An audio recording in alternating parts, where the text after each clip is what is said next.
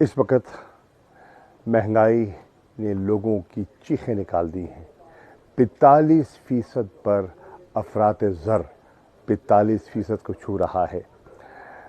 बिजली के बिल लोग अदा नहीं कर पा रहे।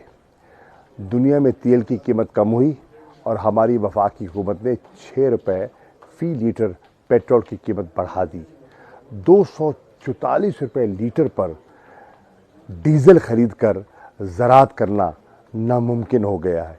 ट्यूबवेल के बिल अदा करना नामुमकिन हो गया है।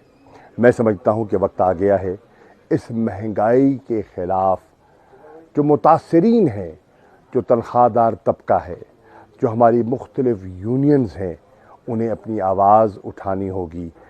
जो एपका है और दीगर तंजीमें हैं वो परेशान हाल हैं और बहुत से लोगों ने राब्ता भी किया है।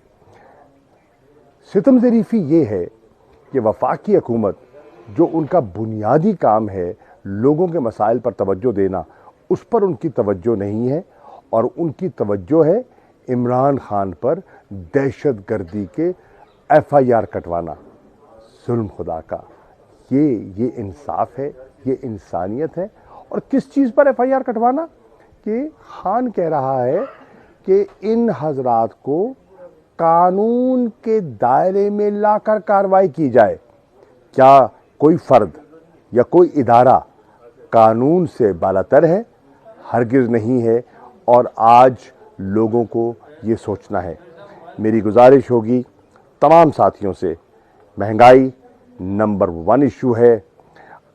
इन बाई इलेक्शंस में जो 12 आ रहे हैं, 3 आ रहे हैं 11 सितंबर को और 9 होंगे 25 सितंबर को। अगर लोग महंगाई से तंग हैं तो उन्हें हुकूमत को वाज़ेह पैगाम देना होगा और वाज़ेह पैगाम वो दे सकते हैं बल्ले पर मोहर लगाकर।